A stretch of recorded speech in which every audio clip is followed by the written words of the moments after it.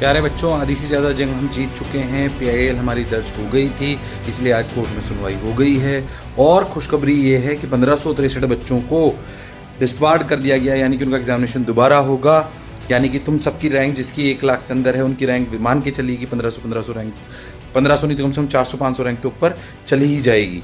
खैर, ये आधी लड़ाई है, अभी हमें लीग के लिए भी और लड़ना है और उन सेंटर्स को और रद्द कराना है जहाँ पे गड़बड़ी हुई है। लड़ाई जारी रखते हैं, साथ मिलकर लड़ते हैं और जो न्याय होना चाहिए वो हमें जरूर मिलेगा। तो आधी जंग हम जीत चुके हैं। जय हिंद, जय भारत। नीट यूजी धांधली मामले में आज छात्रों की बड़ी जीत हुई है। सुप्रीम कोर्ट ने नीट परीक्षा परिणाम में अनियमितता को देखते हुए NTA को ग्रेस मार्क्स रद्द करके फिर से नीट एग्जाम आयोजित करने का निर्देश दिया है। न्यायमूर्ति विक्रमनाथ और न्यायमूर्ति संदीप मेहता की बेंच ने मामले की सुनवाई की।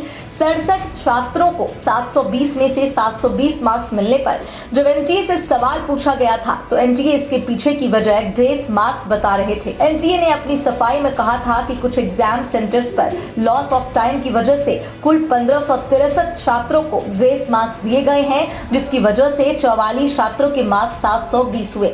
हालांकि आज सुप्रीम कोर्ट में सुनवाई के बाद NTA को ग्रेस मार्क्स रद्द करने का निर्देश दिया गया।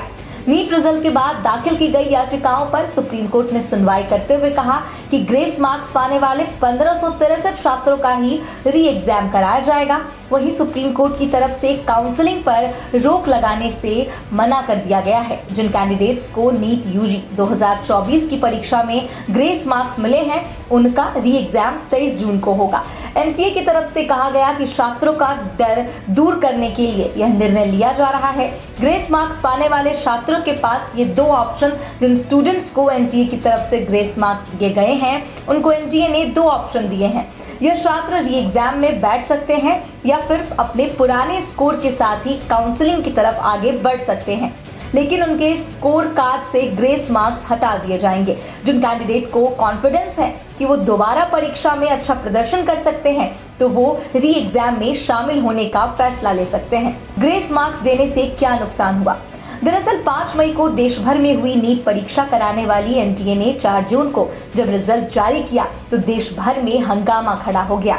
वजह 67 बच्चों को जहां 720 में 720 नंबर मिले थे, वहीं इससे भी ज्यादा 1563 बच्चों को ग्रेस मार्किंग दी गई थी। यह ग्रेस मार्किंग 10, 20 या 30 नंबर की नहीं, 100 से 150 नंबर तक की दी गई थी, जिसकी वजह से कई बच्चे जो मेरिट में बाहर थे वो मेरिट में आ गए और जो मेरिट वाले बच्चे थे उनके लिए गवर्नमेंट कॉलेज में एडमिशन पाना मुश्किल हो गया। ग्रेस मार्क्स को लेकर सुप्रीम कोर्ट में कई याचिकाएं दायर की गईं। याचिकाकर्ताओं का दावा है कि ग्रेस मार्क्स के जरिए परीक्षा में धांधली की गई है। विवाद के बीच NTA ने अपनी आधिकारिक वेबसाइट पर ग्रेस मार्क्स को लेकर जवाब भी दिया। इसमें NTA ने कहा कि सिर्फ 1563 छात्रों को लॉस ऑफ टाइम के कारण ग्रेस मार्क्स दिए गए हैं। NTA ने कहा जिन परीक्षा केंद्रों पर देर से कॉपी बटी, गलत क्वेश्चन पेपर दिया गया था, उनको ग्रेस मार्क्स दिए गए। अब ग्रेस मार्क्स को स्कोर कार्ड ने हटा दिया है।